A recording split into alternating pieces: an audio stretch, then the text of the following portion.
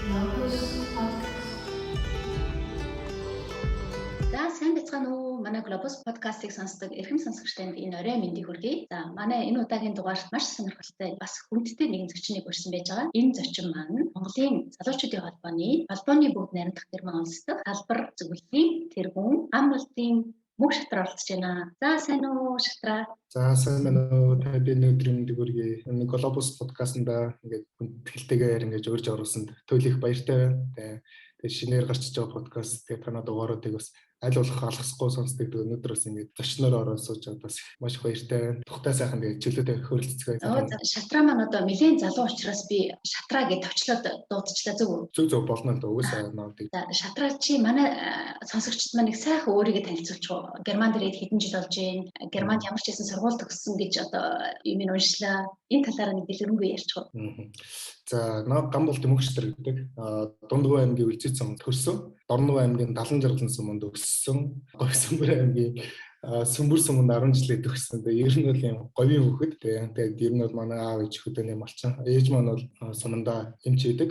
Тэгээ аав маань бол цэргийн албанд алдаж байгаа. Тэгээд ер нь тэтгэвртэй гараад тэгээд мал дээр гарцсан. За ер нь бол малчин айлын хүүхэд одоо энд ирчээд явж байгаа. Тэгээд мэрэгжлийн хувьд би Монгол Улсын их сургуулийн эсрэг төрчин хүчний ангийг бакалавр болон мастраар төгсөөд тэгээд дараа нэг Монголдо нэг 2-3 жил ажиллаад ирсэн. Монгол дахлаа шинжлэх ухааны академид ажиллаад тэгээд дараа нь болохоор Сопоко гэдэг нарны зэний үйлдвэрт яг ажиллаж байгаа. Хамгийн сүүлд малчин компанид ажиллаж байгаа. Тэгээд нааш ирсэн.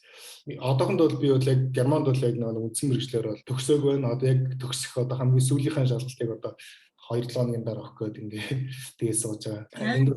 Одоо Германд бол би Берлиний техник их сургуульд яг энэ одоо сэргийлэгч хүчний инженер гэдэг чиглэлээр одоо мастертаа сурч байгаа. Маш ирээдүйтэй одоо мэрэгчлэр сурч байгаа юм шүү дээ. Их яригадаад байгаа. Ер нь бол нааша бас яагаад ирэхээр болсон те яг бас ер нь яагаад энэ мэрэгчлийг сонгох болсон гэдэг юм бас ер нь ярих юм бол нэлээд уртгүй наа. Гэхдээ зөвөр яг товчхон одоо хэлэх юм бол миний мэрэгчлэлтэй холбоотой. Дөнгөж сургуулаа төгснөний дараа би шинжлэх ухааны академид ажилд ороод тэгэхэд бол манай багш бол намайг баг одоо хүчээр шууд тулгаад те за чи энд одоо хэдэмжлэгийн ажилтнаар ороо гэх тэгээ оруулаад тэгээ тухайн үед чинь дөнгөж залуу хүн байсан тэгээд дөнгөж сургуулаа төгссөн актуал шинжлэх ухааны академийн цалин маш бага. За яг үнэхээр 226 мянга төгрөгийн цалинтай хамгийн анх эхлээл за тэгээ цалин бол хамаахгүй юм сурч левел болоо гэл ингээл тэнд нэг жилэртээ ажиллаад за тэндээс бол маш их сурч авсан. Тэгээ одоо эрдэмтдийн өгүүлэл бичих тэгэл одоо тэгэл тэр мундаг Монголын тэр шинжлэх ухааны эрдэмтэн докторууд яг юу хийдیں те ямар хүмүүс тэнд ажиллаад яагаад ингэ тэр болно ингэ сураад за тэгээ тэрний дараа нь болохоор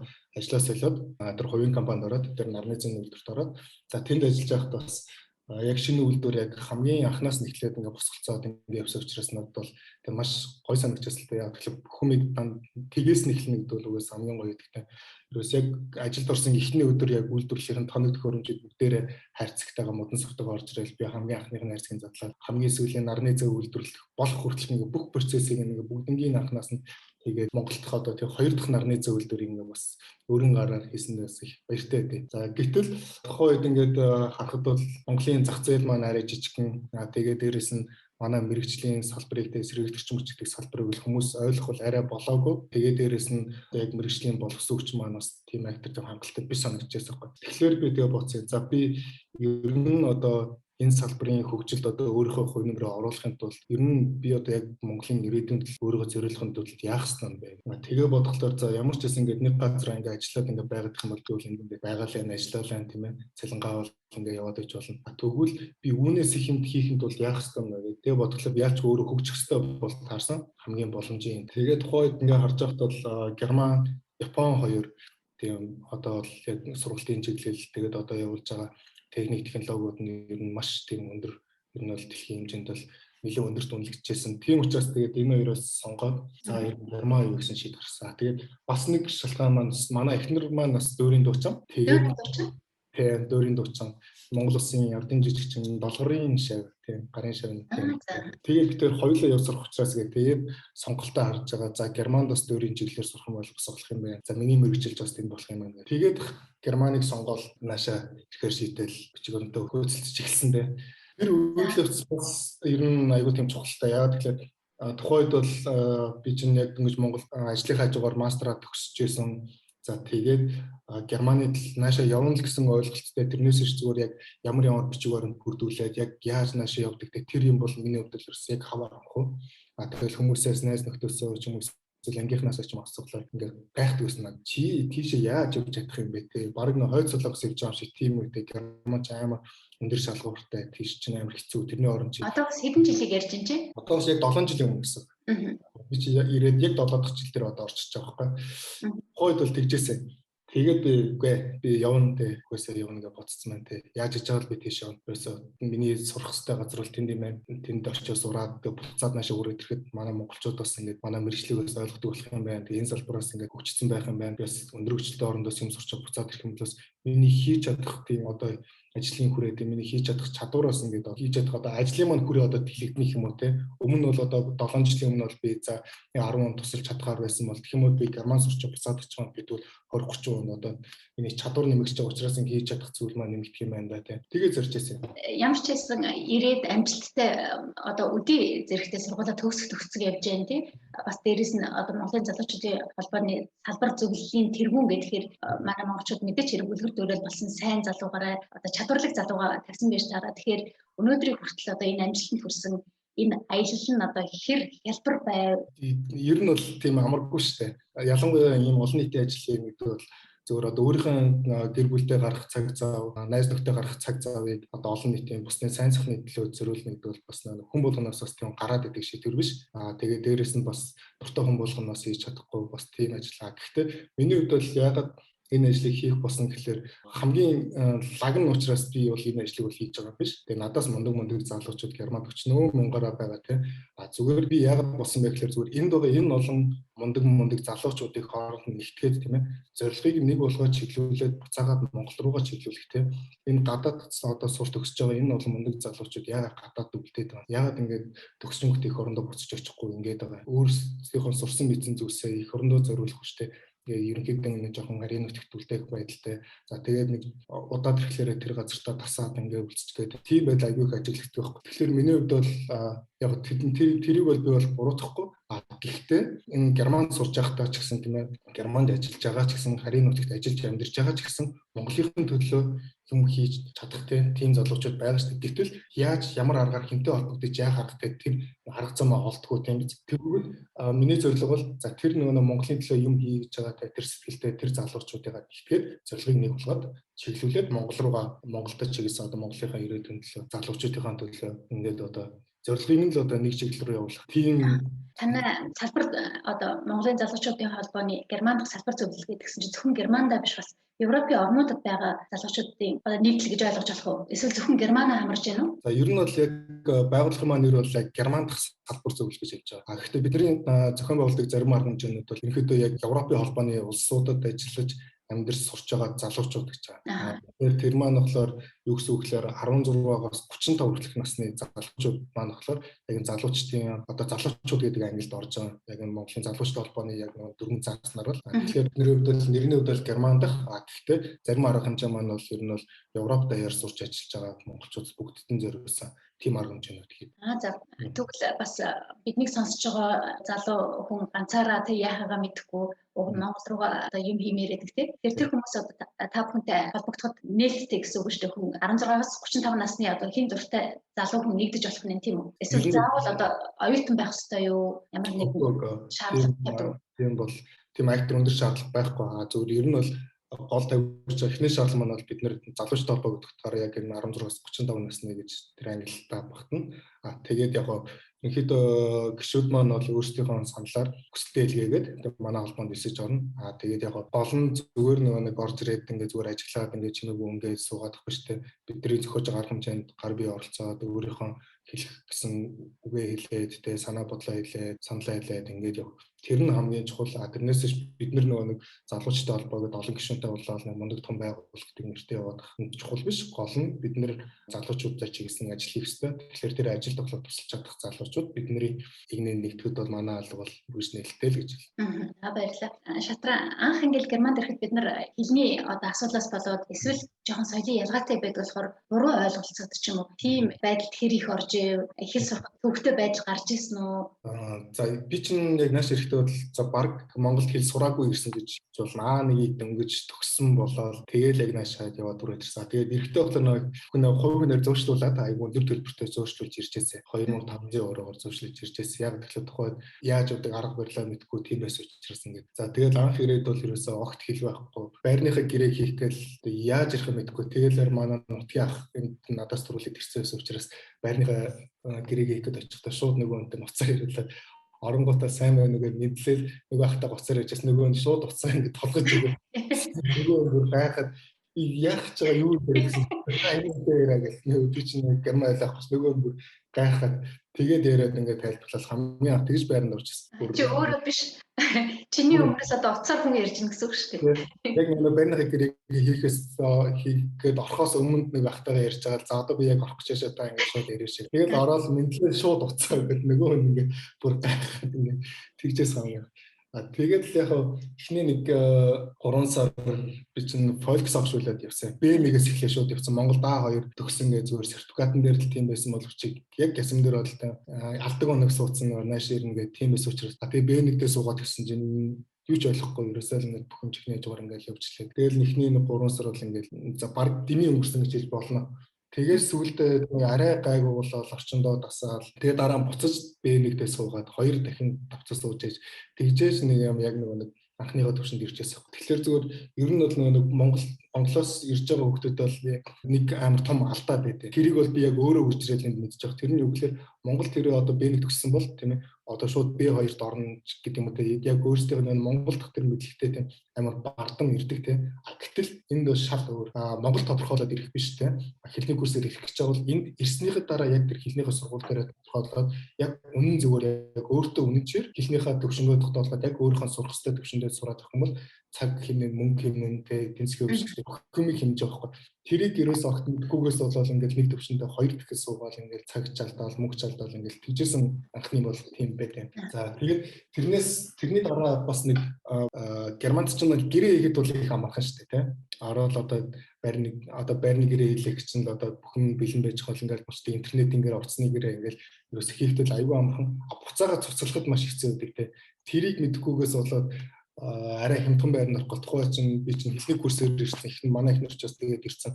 Тийм болохоор чинь ажил хийх зөвшөөрөл байхгүй. Тэгэл бас төрнүүд бас ингээд сахиугдаж байгаа тийм учраас арай хямдхан байранд ороод байраас солиод байрнаас гарцсан чинь байрууд нь болсон гэсэн байгаад тэрнээс болоод хэд хоног 2 хоног гэртээ найзынтай амьдраад ямар ч байр байхгүй болсон нөгөө байрнаас гарцсан учраас ингээд дараагийн байр маань байхгүй болсон тэр байрнаас гарцсан. Ерөөсөө хаашаач хуудлал ингээд үлдээл тэгэл бодчихсон. За яста яг нэг мэдгүй байжтэй хүн амтнаас асуухгүй яг ингээ өөрөө нэг хүний нутагт ингээ толгой мэдээ шийднэд бол бас ингээ маш том алдаа мэдээ. Тэгэхээр ер нь бол яг одоо нэг усын нүүл ёсын даана гэдэг монгол үгээр нь ямар үний юм бэ те. Тэгэхээр яг тухайн газартаа амьдарч байгаа бол хамгийн эхлээд хууль дүрмийг одоо те хамгийн энгийн наацхан хууль дүрмийг мэддэг болцоод тэгээд дараа нь ямар нэгэн зүйл хийж явахгүй бол тэрнээсээ болоод бид нөр өөрсдөө хохирдог те тэрнийх нь алдааг бол одоо яг өөрийн биеэр ингээл мэдрэл гараад ирсэн л та. Чамайг ясна чинь нэг юм төгс санаад орчлоо. Нэг юм гэр бүлийн хүмүүсээс юм байна л да. Тэгээд гэр бүлийн хүмүүс айгүй олон жил ингээд санхуг мөнгөө ингээд айгүй одоо монголоор бол нарийнлал тэгээ мөнгөө нарийнлал нэлээ анги хадгалсан дараа за ерөөсөө хоёлоо ингээд айгүй их ажиллаад ингээд мөнгөө нэлээ хадгалснаа ер нь хоёлоо нэг удаа ийм одоо усан онгоцоор нэг аялж үзье тий үнтэй усан онгоцоор нэг аялж үзье яг жоохон мөнгө гаргаад тэгээд тэгтээ тэр усан онгоцоор аялахдаа бас мөнгө хийнээд одоо тэр өндөр зэрэглэлээр ресторанд нь ороод одоо өчнөө төгрөгөө өрчих хахтаа гэж бодоод чамдан дөрөв хүнсэн юм аваад одоо усан онгоцоор аялаад 6 өдөр нь одоо тэр юм идсэн байгаа байхгүй өөртөө авч чадсан юм. Тэгээд 7 дахь өдөр нь за хоёлоо одоо бас ийм сайхан аялал хийж хитрхийг нарийнлаад яг одоо 7 дахь өдрөө ядарч тэр нэг удаа ч гэсэндээ тэр өндөр зэрэглэлийн ресторанд нь хоол идээд гэртээ харахтаа бас нэг сайхан баяртай тий тансаг хоол идээд очсон гэсэн сайхан дурсамжтай очиод өгөөд тэгээ ресторанд очиод 1-р хоол 2-р хоол 3-р хоол ирсэн бүх хоолыг нэгдэл хоёлоо баяртай нэлээ за одоо нэлээ их мөнгө гарсан бахтаа гэ тэгээд явах төхөд зөөгчөөс нь за бид хоёр ингээ мөнгө төлөё гэдгсэн чинь нөгөө зөөгч нь бүр гайхаад юу мөнгө лээ гэдгсэн бид хоёр эцэг хоолныхоо мөнгөг төлөё гэсэн чинь уучлаарай та ингээд анх энэ усан онгоцоор аялахдаа тэр төлсөн мөнгөнд товчсон бүх одоо ингээ хоолны мөнгө чи хүртэл орцсон байгаа. Тэр болохоор та төлөх шаардлагагүй гэд. нэг ийм түүх байдаг байхгүй. Энэгээр юу хэлэх гэж байна гэхээр хүн мэдээлэлгүйгээсээ болоод юмыг одоо ухаж асуугаагүйгээсээ болоод одоо хайр юм болж байгаа байхгүй. Тэр ер нь юмыг асууж ирсэн дээр энэ бас ингэж хэлдэг шүү дээ. Асуулт өнгөө гэж үг өгдөг шүү дээ герман дээр Тэгэхээр ер нь асууж явахад илүүдэг шүү гэдэг одоо залуучуудаа хэлэхэд бас илүүдэхгүй тийм ээ. Ер нь бол бас ингэдэж шүү дээ асуусан хүн хормын тэмдэг, асуугаагүй хүн үрдийн тэмдэг гэдэг. Тэгэхээр монголчууд ч айгүй нэрлэхүүтэй асуухгүй тэгэл ингээл нэрлэхэл яваад тэгтээ за ингээ болцгоол үүдээ гэл. Гэтэл энд бол тийм байж болохгүй те хэрэг мэдэхгүй байгаа зүгээр асуугаал явахгүй. Тэгвэл тэр нь асуугаагүйгээс болоод дараа нь өөрөө нөгөө нэг маш том өхөрч байгаа учраас Монголоос шал өөр бүх юм цаг нартай дүрм журмын дагуу явдаг учраас тэгэхээр бас тэрийг бас маш ирж байгаа одоо ирэхээр төлөж байгаа хүмүүс байх юм бол ер нь бол анханасаа сайн ингээ анхаарал таваад бас нэг жоохон Монгол нэрлэхүүцэн бас хаяарай л гэж хэлэх юм л да. Тэгээд хилний курс дээр анзаарч байхад яг хамгийн том алдаа би яг өөрөө харсан л да. Юу гэхээр хэл сурахад яг монголчуудын нэг хамгийн том тушаа болдог юм нь юу гэхээр ичимхий зам нэрлэхүү тийм. Тэрийг яадгүй гэхээр одоо би ярмаар байдаг ярьж сурах шаардлага байгаа шүү дээ. Гэтэл би ярихыг хүсэж байгаа хэрнээ ичдэг. Би одоо ингээ буруу хэлчих юм бол одоо яана гэдэг хүмүүс нэг шоолох яах бол тэ ингээл буруу зүг хэлэх болов гэл нэг зүгээр л нэг жижигхэн тэрнээсээ болоод ингээ өөрийгөө ингээ тушаад ингээ хойшин суулгаад ингээ чимээгүй байгаад. Гэтэл энэ Европын улбаны улсуудаас одоо Америк, Англиас ч юм уу өөр хаанаас ч юм тийм зүүдээс ирж байгаа хүмүүс шал өөр нээлттэй. Бурууч ярьжээс хамаахгүй, зөвч ярьжээс хамаахгүй өөр өөрсдийнхөө акцентээр тэ англи акцентээр эсвэл орос акцентээр ингээл тус тусынхын өөр ямар ч санаа зовхон байхгүй ярьж лээдэг тэгжээ тэр хүмүүс аюу хурдан сурдаг. Гэтэл бид нар болохоор өөрсдийнхөө акцентээс ичдэг та одоо энэ буруу хэлчих жоо яаж байгаа бол тэ ингээд тэгэхээр тэр бол бидний монгол хүмүүсийн ерөнхий яг ингээд нийтлэг том дутагдал юм шиг надад санагдсан. Хэл сурахад бол ичдэг, санаа зовдөг. Жохон сайн болохоор яри. Жохон сайн болохоор ном уншиж эхлэе гэдэг нэг жохон сайн болохоор үгүй шүү дээ. Номоо уншиж байгаа сайн болно, ярьж байгаа сайн болно шүү дээ. Гэтэл жохон сайн болохоор хүнтэй ярьдаг бол чи ярьчих гэж айгүйх нэг одоо төрүүлж ирсэн хүмүүсээ өмнөө ингээд тавьдаг санагддаг. Тэр явдал бас залуучууд нар байна уу? Байлгүй хөтөд. Одоо жишээлбэл би одоо ингээд энд ирсэн, надаас төрүүлээд ирсэн Монгол найзтайгаа дэлгүүр өршөөч юм уу эсвэл одоо хааж идэв бэлгаар тоглохоор ордог ч юм уу те ингээд тиймэрхүүн дээр ингээд яах юм бол би үл ярихгүй хойно үлдээлтэй чи ярьдгаар яриаш дийл устдаагаар ингээд яадаг те. Гэтэл тэр бол ерөөс айгүй буруу. Яг тэгэхээр нэгдүгээр тоглолт тэр төрүүлээд ирсэн тэр хүнээсээ санаа зовж байгаа. Тэгээ яг тэгэхээр одоо энэ надаас илүү мундаг ярьдаг шүү дээ. Тэгэхээр би энэ буруу ярьж байгаа би нэг олч штэ ч гэдэг юм уу те. Ингээд л өөрийгөө хойшин татаал тэгээ дээрэс нь болохоор нэг германд би ингэ ойлгуулж чадахгүй бол яанаач гэдэг юм уу те. Ингээд нэг тийм байд. Гэтэл энэ хүмүүс маань огт гэж боддгоо те. Тэр тэрвэл гадаад хүмүүс байдаг те. Гадаад хүмүүс буруу зүрх ярьж л байдаг. Зүгээр гол нь өөрийнхөө санааг ойлгуулж чадчихна гэдэг чинь хамгийн нэгдүгээр хэл сурж байгаа хамгийн чухал асуудал шүү дээ те. Танд энэ хэлний асуудал дээр те анх надад бас нэг инээдтэй нэг хэлний курс гэдгснээс одоо жишээлбэл халууцаад хаар нэг цон хонгоолгооч гэж хэлэх гээд ми хайс гэж хэлхий чинь одоо надад айгаа халуун байна цон хонгоолгооч гэж хэлж чагаад одоо Монгол сонсогчднаа сонсож байгаа учраас германаар хэлж болохгүй юм л да. Би айгүй одоо халуун гэдэг би халуун эмэгтэй гэж байгаа юм шиг хэлсэн байгаа. Тэгээ би тэгж хэлж байгаагаа мэдэхгүй зүг зүгээр хэлж байгаа. Тэгээ нэр хэдл ингээ инээдэд тахгүй. Тэгэхээр ч одоо манай ангийн 20 хүүхдийн 10 тэрийг ойлгодог байсан байгаа шүү дээ. Тэгээд шоолоод инээсэн чи би тэр уучраач мэдэхгүй дахиад хэлж байгаа байхгүй. Их хайс гэж байгаа байхгүй. Тэгээд бөө инээдэн бас одоо хүртэл би мартдаг байхгүй. Тэгээ багш маань айгүй хөөрхөн надад тайлбарлаж хэлжсэн. Тэгээ энэ чинь ингэсэн утгатай чи ингэж хэлчихтэй гэсэн би өөрөө ичээд иймэрхүү инээдтэй янз бүрийн юм болчихсон ч юм дээр. Ер нь бол тохиолдож байна. Гэхдээ одоо бас яг зарим мартчихад байна. Зөв нэг удаа их нартайгаа явжсэн. Манай их нар л харин нэг торт авч идэх гээд тэгээд нэг аартстай торт авъя гэдгснэ мэд аартс гэж хэлжсэн. Тэсээ наахад ингэ юу гэнэ гэдгсэн чинь мэд аартс гэдгсэн. Би яжсан чи мэд аартс гэж чи аартс гэдэг чи монголоор хэлээд байна шүү дээ. Үгүй тийм байж тээ. Зүгээр л хаяа зүгээр н андуураад нэг тиймэрхүү монголоор ядэр зүгээр н дэлгүүрт орчмуудаа юм авах гэж байгаа ч юм уу. Зүгээр монголоор үзсэн ярьж байгаа ярьсан тохиол бас байдэ. Тэг нөгөө хүмүүс ингээд гайхаад ингээд тэг гинт нөгөө танихгүй л нэхлэж ямар ч юм гайхдаг юм. Шалтраа тэгээд анх одоо хэлний курсэд төгсөөд их сургуультай ингээд орж ирэн. Их сургуульд орохоор ч бас нэг ингээд шат агч байгаа учраас хэлний асуудлаас нэлээд юм хуч хийх өстэй тий зөндөө их давхар хилээ улам сурна мэргэжлийн хичээлээ үзэн гэж зөндөө ерөн зүгээр сурч явж байхад Монголын одоо оюутны амьдралаас өөр шүү дээ. Энэ дээр одоо бэрхшээлтэй ч юм уу эсвэл давуу талтай юу чамд байсан бэ? Одоо байдаг вэ? За ер нь бол яг ингээд Герман Монголын одоо оюутнуудын амьдралыг одоо сурч байгаа арга барил эднийг харьцуулаад хэлэх юм бол ер нь бол асар ялгаатай. Монголд бол бид нар бол яг нэг багшийн удирдлаганд ор те багш бол одоо чи тэг гэл ингээл эрс бүртгээл тэр ирсэн үү яасан гэл ингээл нэг бүчлэн ингээл хүн болгонд ингээл тулаал ингээл харьцаал ингээл бид нар чинь тэгэл бүр ингээл хүнээр хилүүлээ чичлүүлж ингээл хийсээр байгаа ингээл сурцсан. Гэтэл энд бол ямар ч юм байхгүй хичээлөөтэй хичээл дээр очисон ч болно, очихгүйсэн ч болно, очихгүй ч гэсэн зүгээр шалгалтаа өгч болно те шалгалтын дээрээс авч тэгэл болоо те. Гэтэл монгол хүмүүс ялангуяа над дээр ч бас тохиолдож байсан юу гэхээр зарим хичээл дээр за жоон залхуурхан бол за очихгүйсэн жоох те шалгалтаа бэлтжижлээ болоод гэдэг ч юм уу нэг ойшин сугаал ингээл ямар ялгаа байна гэхээр бие дааж сурах гэдэг юмны ялгаан дээр асар том гарч иж байгаа байхгүй. Монголчууд болохоор монгол оюутнууд ер нь бол бие дааж юм хийхдээ тийм сайн суралцаагүй те. Миний хувьд бас ялгаа байхгүй тийм л алдаа байсан. Гэтэл энд бол ерөөсөө тийм биш. За ихэн багш тэнд ингээд хичээл ирж бүтэхгүй байсан ч гэсэн очиж суух хэрэгтэй те. Ер нь суугаад ингээд бие даагаад ингээд явах хэрэгтэй. За тэгээд дээрэс нь гэрийн даалгавар өглөө одоо курс ажил, бие даалтай ажлууд ч юм уу те. Тим ажлуудыг хийхэд бол Монгол бол одоо багшийн заасан хичээл дээрээс хараад за баг 90% ингээд тэн дээрс хичээл дээрээс холбоотой. За тэгэл интернетээс нэг жоохон нэмж аваад ингээд хийчдэг. Гэтэл энд бол тийм биш. Бие даалтай ажил бол бие дааж л хийх хэрэгтэй. Шинээр сурах хэрэгтэй. Тийм бол дарж байгаа.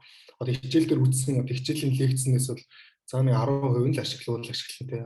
Тэгээд бусдыг нь бол одоо шинэ програм сурах ч гэдэг юм уу. За тэгээд одоо бусад мэдээлэл бол бид яг өөрсдөө ингэж дахиж олоод хичээлээс гадуур дахиад бид нар өөрсдөө биедааж ингэж сурж байгаа. Тэрүүгээр асар том ялгаа. Энэ нь бол ерөөсөө л яг монголчуудын бол бидний одоо буруу гэх чашиж одоо зүгээр яг боловсролынхаа системд одоо буруу гүгэн гэх юм уу одоо тэгээ багаас нь одоо нэг жичлээд гэх юм уу одоо яг чи тех ёстой ингэх ёстой гэж ингэж одоо нэг өөрөө нэг бидаач хийх тэр нөхцөлийг нь бүдүүлэхгүйгээр хэн нэгэн хүний хараа хяналтанд ор ингэж хийлгэж байсан тэгсээр байгаад яг тэр нь болохоор ингээд бид нарт ингээд 10 жилээр төгсөөд их сургуульд орсон дараа ч гэсэн ингээд ялгаахгүй ингээд байж л байдаг. За тэгээд ажил дээр гарсан ч гэсэн ялгаа авахгүй. Тэр зам бас ялгаахгүй ингээд яваал байдаг. Яадаг вэ гэхээр даргийнхаа үгийг сонсдог тийм ээ. Дарга нь өөрөө буруу үг хэлсэн ч байсан тэрэнд бол нэг хэрэгцээдэх юм байхгүй зөв үгэн дагдаг ч юм уу те. Тэгэл энд бол шал өөрсдөө тийм ээ. Ажлаар гараад гэсэн бол өөрийнхөө үзэл бодлоо чөлөөтэй хэлээд дарга нь хичнээн том хүн байсан ч гэсэн тэр хамгийн доотлон хүн дөнгөж шинээр орсон хүн ч гэсэн үг хэлж байгаа тэр хүний үгийг ч бас хүлээж авдаг те. Энэ хүнээр яагаад ингэж хэлчихв гэдэг ч юм уу. Энэ дээр бол ерөөсөө асар том ялгаа гарч ирж байгаа. Гэхдээ монголчуудын яг хамгийн том давуу тал нь юу гэхээр орчиндөө нэг аюу хурдан дасан төгсөж чаддаг тийм. За эхний нэг жил одоо ингээд сайхан сэлгүүцчлээ, 2 жил сэлгүүцчлээ тийм. Гэтэл ингээд явхаа байгаад эхэлж штэ тийм. Би одоо би тааж юм хийхгүй хийгээ байгаад ингээд залхуураал ингээд аяанда цаанаас ингээд герман өөрийнхөө систем шахаал тийм. Хичээл дээрээс ингээд дүм буураад ингээд ерөөс ингээд амжилт ингээд доош буураад эхлэхээр энэ нэрээ биш юм гэдэг бидний амьдрчээсэн орчин бол ингэж хүнээр ингэж одоо юмаа заалгаж ингэж хийчихсэл энд бол бид нар бол тийх ёсгүй юм байна те. Бид нар бол энд бол яг өөрөө бие дааж ирс бүх юм ингэж хийх хэрэгтэй юм ингээд тэгээд тэр орчиндөө одоо буцаад яг энэ юмдад нийгэмшээд ингээд ороод эхлэхээр буцаад монголчууд тэр юмд уусаад айгүй урт ингээд тасчдаг гэх юм уу. Тэгээд тэрийг бол угаасаа тэгэл хүн болгол мэдчихлээ байх л та тэгэл монголчууд хааж утсан тэгэл айгүй хурдан сурдаг, хурдан тасдаг тийм. Тэгээд нэг сурсан юм бол ерөөсөө бид монголчуудын хамгийн том давуу тал гэж нэг хийж чаддаг юм бол маш сайн яадаг, сурдаг тийм. Гэхдээ нөгөө талаараа бас бүх юмыг хийж сурах гад байдаг тийм. Тэгсэн бүхнийг чаддаг юм бол нөгөө юг чаддгүй гэдэг үг үүд шүү дээ тийм. Бүх юмыг хийж сурах гад нэг юмыг төгс хийж чадахгүй тийм. Зүгээр л одоо яг за энийг бол хэсгийгээр хийчихдэг гэл ингээл орхиод байдаг.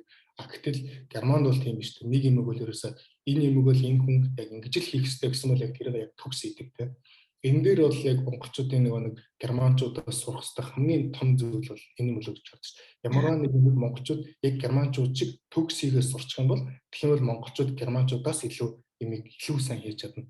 Тэгээ яагаад тэгэхээр бид нэр монголчуудын нэг ерөнхий онцлог нь болохоор аливаа нэг чөлөөтэй задгаас сэтгэж чаддаг тийм хайрцагнаас ингээ босноо гарч чаддаг тийм ээ. За энд бол одоо германд бол за чи бол энийг бол яг ийм журмын дагуу ингэж хийх хэрэгтэй юм яг тэрийгээ тэр дөрвөн журмынхаа дагуу л ингээл хийгээл тэгжэл явдаг тийм. Гэтэл монгол хүмүүс бол яагаад энэ чинь ингэж хийж болдгоо юм заавал ингэж хийх албагүй шүү дээ. Ингээ өөрөөр ингэж хийж болж штэ тийм. Ингээд яхахаар монгол хүний нэг сэтгэлгээний онцлог гарч иж байгаа байхгүй. Тэгэхээр яг германчууд чиг тэр монголчууд монгол хүмүүс ийм хийгээс сурчих юм бол эднээс илүү чөлөөтэй сэтгэхэд бүр илүү олон юм илүү тийм төгсөй сурах нь бол гэж бодож байгаа юм. Миний бодлоор. За чи сайхан яриад өгчлөө. Яг би бас тэрийг асуу гэж бодож байсан байхгүй. Одоо ирж байгаа залуучуудыг юм уу ер нь энд амьдарч байгаа залуучуудыг герман хүмүүсээс юуг сураасаа гэж одоо хүсдэг вэ тий? Юуг сураасаа гэж бодож байдаг вэ? Бас Германд байгаа залуучуудыг одоо Монголд энийг Монгол эрхтэн хүн байсан бол ингэчихгүй ч гэдэг юм уу. Эдраасаас юу сураасаа тий? Монгол залуучуудаас одоо өөрөөс чинь ч юм уу энийг нэг сурчаасаа гэж бодож явдаг юу байдаг вэ гэдэг тэрийг асуу гэж бодчихсон чи аягүй сайхан ярьж байна. Энэ дээр тодруулж ярих юм юу бэ? Бас Монгол хүнээс сурах юм зөндөө байгаа шүү дээ. Тийм. Миний хувьд бол ингэж боддог.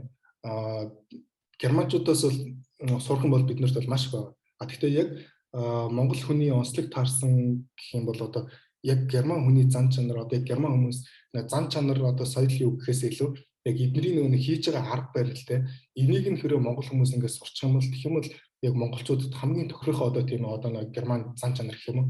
Яг тэгэхээр монголчууд чинь монгол хүмүүс чинь аливаа нэг жоох дутуу хийх гэдэг те ингээд эхлүүлээд ингээд орхиод тэгэл нэг ер нь нэг жоохон заримдаа бол ингээд нүд турч гад гэдэг ч юм уу те ингээл нэг яг төгс гүйцэтгэж чаддгүй те тэгээд дээрс нь цаг баримталгүй шүү дээ те. Тэгэхээр яг германчуудаас яг аливаа нэг эхэлсэн бол дуустал хийдэг төгс хийдэг тэрийг бол ингээд ерөөсөө ямар ч тийм санаа зовхонгүйгээр ингээд хийгээд дуусгачдаг. Дээрээс нь цагаа баримталдаг. Хэлсэн хугацаанд хийж эхэлдэг. Хэлсэн хугацаанд хийгээд дуусгадаг. Ийм байх бол монголчууд бол аюу урдан хөгжинэ гэж боддог шүү дээ. Тэгээд хамгийн нэгдүгээрт бол одоо яг энэ зан чанаруудыг нь одоо энд ирж одоо сурч ажиллаж байгаа хүмүүс бас сураад аваасаа тэгээд энийг бол ингээд одоо хэрэгжүүлээд одоо буцаад Монголд очиж гэсэн бас яг энэ одоо энэ сурсан юм ингээд дараач хүмүүст одоо өглүүлээд гэх юм уу те хамгийн гол юм чинь л одоо гадаадаас сурсан хүн чинь одоо тэр сурсан эрдмийн буцаагаад тэр ашиглах болохоос ч зүгээр сураад ингээд одоо өөртөө ингээд авч чадах бол биш шүү дээ тийм ээ. Тэгэхээр яг тоолж авдрандаа хийж цуглуулчаад төлхөрийн гейц юм шиг юм болно доо. Нөгөө автаа гаргаж хэвлэхгүй бол тэгэхээр одоо энд одоо би юу сурсан тэрийг бусад хүмүүс ингээд дахиад зааж өгөх хэрэгтэй. Тэгж боддог энэ бол гэхдээ бүх юмыг нь бас дөөрөөж болохгүй бидний хувьд бол бас нэг таарахгүй тийм шал өөр онцлог юмнууд бол байгаа шүү дээ. Одоо зүгээр яг онцгойгоор хэлэх юм бол гэх юм уу энд одоо удцсан хүүхдүүд багаас энд байсан тийм хүүхдүүд за аль эсвэл нь жоохон 18 хүрхээс өмнө одоо 10 жилдээ байхдаа ч юм уу ирсэн тэгээд нэг 10-аад жил болсон хүүхдүүд гэхэд тийм хүмүүстэй ярихлаар амар хэцүү байдаг надад. Яг монголоор ярьдаг тэгсэр нэг германаар сэтгэдэг. Герман тийм соёлыг нэг уусцсан. Тэгээ монголч юм шиг германч юм шиг те. Яг одоо тэр хүнтэй би яг монгол хүн гэж харьцах гэхлээр нөгөө хүн жаглаар монгол яг нэг одоо монголчуудын гаргадаг төрөлт одоо нэг янз янзын хайрцан тиймэрхүү одоо онцлог гарна ш. Тэгэхээр тэрийг гайхаж хүлээж авдаг. Тэгээд тэгвэл яг герман хүнтэй адилхан яг германчуудад бид нарыг яг ямар шугам байдлаар хандлагатай би харьцдаг уу яг тэрүүгээрээ яриглаа. Би монгол хүнтэй та яагаад ингэж байгаа гэдэг ч юм уу те. Ийм байдаг. Тэгэхээр энийг бас нэг хүүхдүүдтэй те одоо эцэг эхчүүд нь багаас нь бас нэг тэр одоо ялгааг гэх юм уу те. Бас одоо монгол хүн бол яг ийм байдаг, герман бол ийм байдаг. Чи германы энэ зан чанарын сурах хэрэгтэй. Гэхдээ яг ийм байж болохгүй ч гэдэг юм те. Энэ онцлог бас багаас нь одоо бас эцэг эхчүүд нь бас зааж өгсөн юм болов уу гэж боддоо ш нь. Тэгэхээр болохоор энэ авчлаараа яриг тасалчлаа.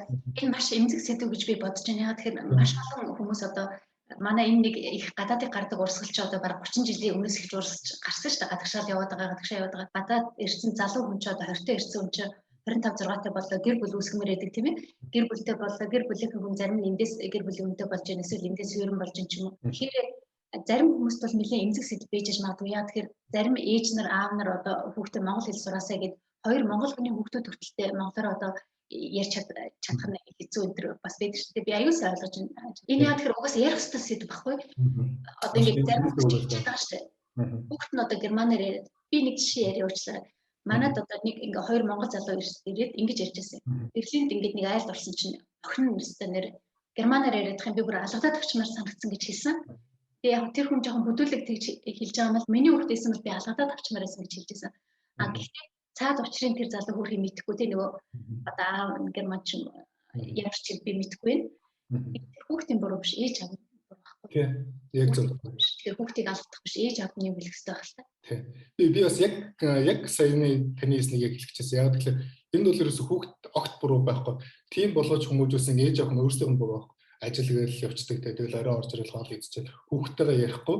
Тэгээ нөгөө хүүхдтэйгээ нөгөө монголоор ярьж байгаа тэр монгол хуугаа танилцуулж байгаа те монгол хүн гэдэг ойлголтыг нь суулгаж өгөөгүй тэр бол ээж аав нь буруу. Тэрнээс ш герман хүмүүс герман сургуульд явж байгаа тийм байхад ягаад заавал монгол хүн тусгаалan тэгэж монгол одоо монгол соёлыг юу ингэж зааж өгөх нь ойлгомжтой ш. Тэгэхээр тэр хүмүүс бол зайлж яалтчгүй л ингээд энд өсч төрнж байгаа яг энэ орчинд бол тасаад яг энэ орчных л хүн болж тарж авах. Тэгэл яг халтар улдар нэг жоохон монголоор ярьдаг болчдөг. Тэгэхээр нэг монгол юм шиг юу юм шиг те. Тэгэхээр энэ дээр бол би бол хүүхдүүд бол огт буруу өгөхгүй. Зөвхөн эцэг эхчүүдэд нь буруу өгнө. Гэхдээ ямар буруу өгөх вэ гэхээр хүүхдтэй цаг зав гаргаагүй те. Ажил ихтэй байж болно те.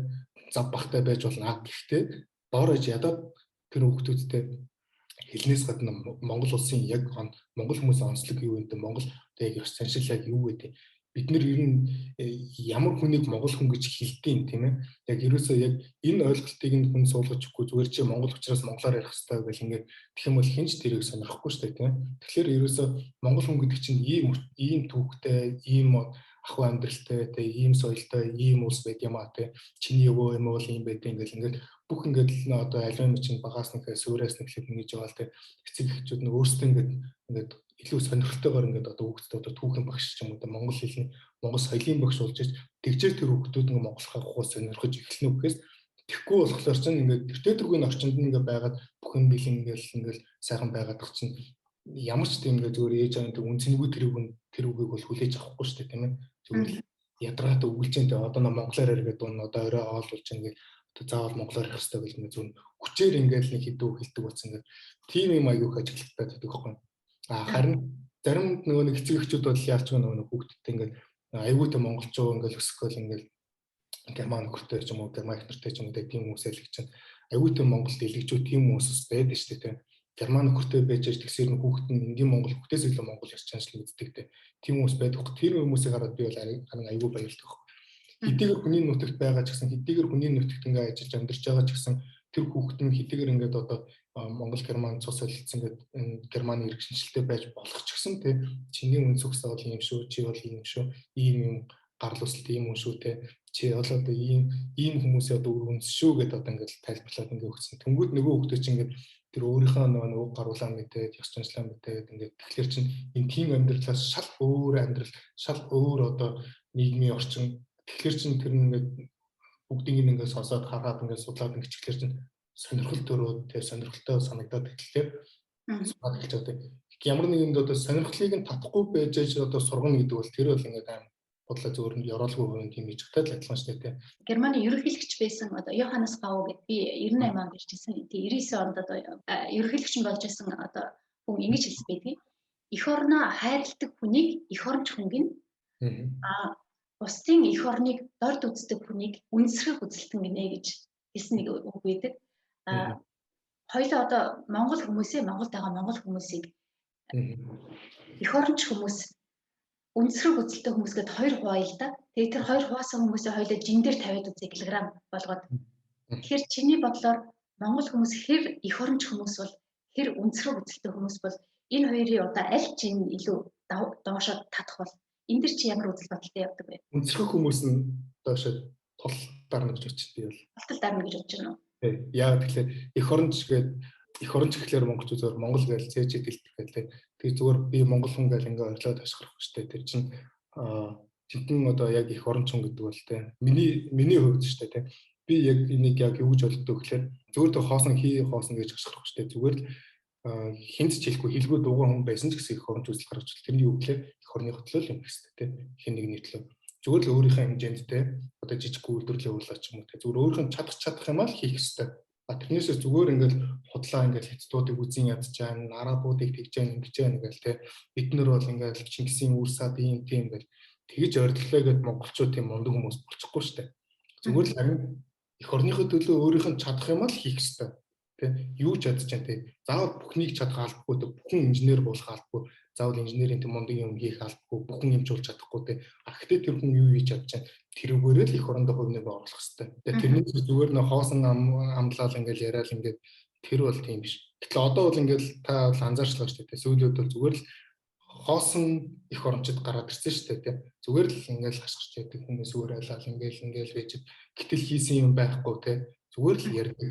Чи тэгэхээр үнсрэг үзэлтэнгүүд нь одоо илүү жин доошо татна гэдэг чинь те. Энэ жин бас хэд тийм доошо байгаагүй үе байсан. Ойлгох та зүгээр та бодоод үзгүй зүгээр л 21 оны ардын хувьсгал дээр те хов хоосон зүгээр л эсхий гэртээ юу ч байхгүй тийм хүмүүс их орныхоо төлөө тэмцээл ингээд 3-400 мянган хүнтэй ч л хагасаж хүрэхгүй хүн амтай байж хүүхдүүдийн эдийн эсрэг зүр зогсоол ингээд их орноо хамгаалаад аваад үлчээс тэр үеийн монголчууд бол их орончууд байгаа байхгүй тийм үү? Одоогийнх бол тийм биш шүү дээ. Тэмцэх биш зүгээр ярьдаг те зүгээр компьютерийн ардаас утасныхаа ардаас ингээд зүгээр л ингээд нэг хоосон үг те үн цэнгүү хоосон үг зүгээр ингээд чулуудж яадаг тийм болсон. Тэрнээс ч зүгээр ингээд хийж байгаа айгүй цөөхөн болсон. Үйлдвэрлэгчд байхгүй болсон те. Тэгэхээр чинь ингээд энгээрээс ингээд харахад л ерөөсөө их орончт нь байна уу өнцөрх нь байна уу гэдэг л ингээд харагчлаа. Тийм. Шатрыг одоо жишээлх юм бол бид нар өөрсдөө гадаад сууж байна тийм. Тэгэхээр одоо Монголд байгаа хүмүүсээ ингээд ярихаар нөгөө хэд мань бас жоохон дургуутч хүлээж авах гэж би бодож байна. Яагаад тэгж хүлээж авах вэ гэхээр та нар тэгвэл тийм их орончин бол яагаад их орондоо юм хийхгүй та нар гадагшаагаар явцгаа. Яагаад биеийн амрыг бодоод тийм байгаад байгаа юм ч гэдэг юм уу. Тийм нэг үзэл бодол бас нийгэмд аюух явдаг шүү дээ. Тэгэхээр угаасаа тийм болно дээ. Хүн тэгж асуувал одоо чи юу гэж хэлэх вэ? Чиний ярьсан юмны нэг зүйлтэй би аюул санал нэгсэн байхгүй. Зүгээр л чадах юм хий гэж. Одоо би сэтгүүлч мэргэжилтэй хүн сэтгүүлчийн ажлыг хий. Энд юу байдгийг сайн сайхан юм байдгийн бол эх орондоо тэрийг одоо хүргэе. Энэ сайхан юмд хүрсэн хүмүүсийн үлгэр дуурайлыг тийшээ цацъя. Энэ журмаар эзэмссэн юм сайн хийх гэж оролдъё гэж хэлж байгаа юм бэ. Саний асуулт нэртэй яагаад гадагшаа ингэж байгаа юм бэ те. Энд дээр бол би ямар хариулт өгөх гэхээр те. Эх орон гэдэг миний хувьд бол бас ялгаа байхгүй би яг одоо 7 жилийн өмнөх одоо мөнгөчтөртэй одоогийн мөнгөчтөрийг харьцуулсан би яг одоо тэр үзэн ядагчдыг үнсэрхэг үзэлтний те тэр игнэнд би байсан. Тэгвэл одоо тэгвэл би арай өөр үзгээр харж байна л да. Яг тэгэхээр хилийн дээс алхаад би эх орон гэдэг те Монгол гэдэг энэ улсын те Монгол хүн гэдэг одоо яг энэ эх орон гэдэг энэ зүйлийн одоо үн цэнийг яг мэдэрч хэлж байгаа байхгүй. Энийг бол Монголд байгаа те хилийн дээс алхаж үзээгүй тэр хүмүүс бол ойлгохгүй. Хүн өөрийн биеэр туулчиж ойлгох. Гэтэл энд хурж ирээд ингээд сураад хэллээ. Хамгийн хэцүү юм юу байсан гэхэлэр те хамгийн хэцүү зовлон одоо зовлон гэж хэлээд та те зөвхөн миний хувьд бол ингээд янз бүрийн бэрхшээлүүд гарч л байсан. Үгүй ажилгүй те ингээд одоо шалгалтандаа заримдаа мундаг ч юм уу те ингээд янз бүрийн зөндөө байсан. Гэхдээ тэрний дундаас хамгийн хэцүү юм бол эх орноо санах. Энэ бол ерөөсөө бүр яаж болдгоо тийм хамгийн хэцүү зовлон бол би бол энийг гэж хэлнэ. Ээж аваа санахаас илүү эх орноо санах. Гэтэл эх орон гэж яг юу байгаад вэ? Яг юуг санаад байгаа те мэдхгүй те ээж автаа бол ингээ уцаар ярьчин энэ ингээ байж байгаа ингээ сайхан эрүүл сурвалгааг нагаал ингээ сайхан сэтгэлээ битгий ингээ болчихжээ те. Гэтэл мэдхгүй те Монгол гэдэг одоо энэ одоо нэр нь одоо яг ямар учиртай болоод би ингээ тийш ингээ буцаж очих гээд ингээ тэмүүлээд байгаа те. Энийг ингээ их удаан буцсан баг. Тэгсэн чинь ерөөсөө л ингээ Монгол хүний одоо те Монгол хүний ч биш те ер нь бол ингээ яг хүн болгонд л яг те тэр тухайн хүний төрж өссөн тэр төрсөн нутаг гэдэг бол ерөөсөө юугаас сэшгүй хэрхэн байд юм бэ? Ерөөсөө ингэ яг зүрхнээс нь уяатай ингэ салтгүй те. Энийг бол Монголд байхдаа зүгээр би Монгол гэж ингэж хашгирч энийг зүгээр л илэрхийлж чадна. Харин хэлиндээс алхаад энийг би Монгол гэдэг энийг зүгээр яг биеэрээ мэдэрч чадж байгаа юм. Тэгэхээр одоо би буцаад Монголд очих юм бол яах вэ гэхээр би Монголд үлдсэн те одоо тэр ингэ биднийг муулаад тэр ах эгч нараасаа дүүнраасаа те нэг юм илүү мэдсэн шүү дээ. Би энэ Монгол гэдэг улсын үн цэнийг нь мэдсэн те ямар үн цэнтэй те би энэ улсад ямар их хайртай юм бэ гэдгийг мэдээд авсан те. Тэгвэл хүн хайртай бүхнийхээ төлөө хүн юугаас золиослохоос буцахгүй те. Одоо бидний аав ээж ах дүүнийхэн төлөө одоо бид нар одоо яаж санаа зовж яаж ингэж одоо амь тавьж хамгаалдаг үлээ те. Тэгвэл одоо тэр үн цэнийг одоо өөрийн биеэр мэдэрсэн биш шүү дээ. Тэгвэл би одоо Монголдо буцаад очиход би тэр өөрийнх нь одоо энэ доктор байгаа те одоо би их орны ийм хайртамж одоо би одоо өөрийнхөө биеийг бол одоо ингээ үнэхээр би харамгүй одоо зориулна гэдэг бүр чин сэтгэлээс одоо хичээж ажиллах юм шүү дээ. Одоо би юу хийж чадах вэ одоо ширхэг тоосгоч байсан одоо өргөөд явахад тэр болгон гэдэг одоо миний ингээд одоо энэ дотор ингээ орж иж байна. Зөвхөн надаас ч биш та одоо харийн орнд сурч байгаа одоо өчнөө олон мянган залуучуудын зөвхөн дотор бол ингээ гал магсаалтай байгаа. Тэрнээс ч Монголд хайргуудаа ингээд цутаагаад Монголоор цутаагаад Монгол муухай болохоор ингээд байгаа биш. Ерөөсөө буцах нэг нь бол буцна, үлдэх нэг нь бол үлдэж болно. Тэднийг бол би бол хязгаарч бурдахгүй. Яг тэгэхээр тэр хүмүүсийн зөвхөн дотор Монгол гэдэг энэ одоо үн цэнтэй энэ одоо эрхэмлэхийн юм ингээд өнгөхөд ингээд байж байгаа. Тэгээд хийж байгаа зүйлсэн ч гэсэн чин сэтгэлээсээ байна. Тэрнээсээ зүгээр худлаа хоосон зүгээр ингээд гурилдаад ингээд өнгөрөхгүй тий. Хүн хайртай юмныхаа төлөө амьд тавьдагтай яг адилхан тэгвэл эх орон болдог бол бүр тэрнээс илүү хайртай гэдгээс бүр дахиад бүр дээд ингэж хамгийн дээр байд юм байна гэдгийг л одоо ойлгочлаа да тий. Тэгэхээр гадаад явсан залуучуудыг Монголд байгаа ахын дүүс битгий тэгж одоо тий та нар харин хүний бооллоо гэж тэгж Солонгостой өдөр олон мянган залуучууд тий хиний төлөө тэгж яваад байгаа тий. Зөвхөн өөрийнхөө харамаа бодоод ингээд тийшээ яваагүй шүү дээ. Тийм үстэй. Тэндээс Солонгосоос одоо жилд одоо $40 сая, $40 сая одоо юм бүгд л орж иж тэр хиний төлөө юм бэ тийм ээ. Хайртай бүхнийхээ төлөө тийшээ өөрийнхөө би одоо хамаг одоо ингээд хэрүүлмэн залуунаас хамаг юм золиослол явж байгаа шүү дээ. Гэтэл тэр хайрт оцсон тэр хүмүүсийг яагаад дад үзээд байгаа? Болохгүй шүү дээ. Тийм үстэй. Яг зүгээр жаргалаа хөөгөө явж байгаа нөхдүүд байгаа тий. Гэхдээ тийм олон биш. Угаасаа хүн зүгээр гадагшаа гарлаа гэхэд бол тэгж удаан тэгж нэг жаргаад яваад чадахгүй. За 1 жил 2 жил харийн орно гоё газар тий далайн дээр нэг сайхан ингээ бай. Аяанда өндөр чинь зүрхнээс чинь ингээ чангаагаад тэгэл. Тий. Чи тэнд чинь эх орон чинь тэнд ингээ байж ах чинь юу хийгээд байгаа тий. Чи санахгүй юм уу тий. Хинч хэлэхгүй, хинч тэр үнийг дуудахгүй те. Тэгтэл л ингээд цаанаас зүрхнээс ингээд татал ингээд чангаагаал байж. Тэгэхээр бол ерөөсө харийн нутагт явсан хүн болгон тийм биш ээ. Тэ. Тэгж жаргал хөөгөөд яваад байгаа юм биш. Энд ингэж сурч ажиллаж байгаа хүмүүс тэгж одоо Монголд байгаа шиг ингээд хүмүүс бодож байгаа шиг те. Зүгээр л ингээд сайхан алтны урах зүгээр бэлэн алтаад кермалаад мөнгө үйлдвэрлээд байгаа шүү. Тийм биш шүү дээ. Энд ямар ч оронд те ямар ч гадаадын оронд ажиллаж амьдарч байгаа монголчууд өстой махаа зулгааж мөнгө болж байгаа шүү дээ. Тэ? Монголд бид нэр яаж ажиллаж зүгээр л цаг нөхцөөж ажиллаж те зүгээр л нэг цалингаа авахын төлөө ажиллаж. Тэгвэл энд бол бид нэр тэгвэл өстой чихэн нойр хоолоо хавгаслаад те чихэн эрүүл мэндийн дээрээ дэнчин тавиад залуу нас цаг хугацаагаараа дэнчин тавиад ингээд мөнгөний төлөө тэгээд Монголд байгаа аав ээж ахын дүүстэй би сайн байгаа шүү гэж харуулахын тулд дотроо хичнээн зов шаналж байсан ч гэсэн тэрээр ил гарахгүй зүгээр л дотгошоно ингээл тэр бүхнийгээ залхиал ингээл амьдарч байгаа шүү дээ. Тэгтээ тэр хурж ирээд тэд туслахгүй юм чинь нойргоо хамгаалаад явах уу гэж бодоод зовлонгоо хэлэхгүй зөндөө хүмүүсээс энэ тэнд явж байгаа. Тэ. Шилжин тийм ээ. Нүлэмсээ залхихгүй ш зовлонгоо залхиж байгаа байхгүй тийм ээ. Хичнээн ингээд хэцүү байсан ч гэсэндээ ингэж болохгүй те.